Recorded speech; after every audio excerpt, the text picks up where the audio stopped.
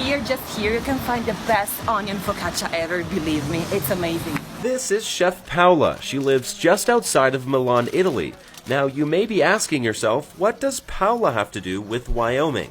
We will start with the pasta dough. Cooking, that's what. Chef Paola is an instructor with a worldwide culinary startup called The Chef and the Dish. Just came back from the market. Parmigiano Reggiano is here, so we are almost ready to start. Using the internet to connect people from many different countries, doing the things we all love to do, cooking and eating. And, well, Paola is pretty good at cooking. I graduated in Alba, Italian cooking school in the world.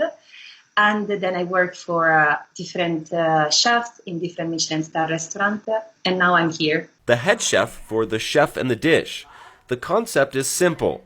Take your traditional cooking class, add world-renowned chefs located across the globe, harness the power of technology such as Skype, and you have an international classroom without even leaving your kitchen. You're going to be making a fresh pasta, so a homemade pasta. You'll be making a pomodoro sauce, and then you're going to be making a bolognese sauce. Step 1. Get the food. Organizers at The Chef and the Dish want you to use local stores to purchase your ingredients, such as Grant Street Grocery here in Casper.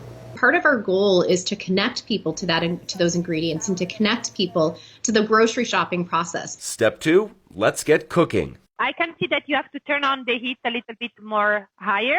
Each class is about 3 hours long. We were learning how to make pasta. And just like our class, the others have a one-on-one with an international chef. And for the 1 or 2 individuals from around the world who don't like Italian food, there are dozens of other regions to choose from. We have chefs in Italy, Spain, Hungary, Turkey, Thailand, which we just announced. Step 3.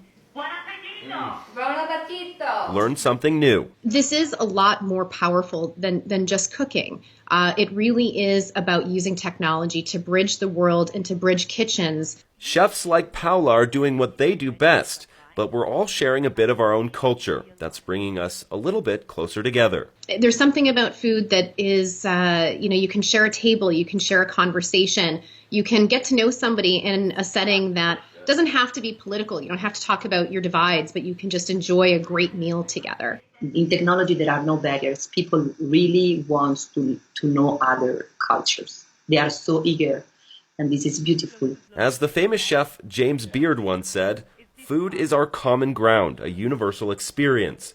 Whether it's Wyoming whiskey or Italian wine, Salute! all cheers to that.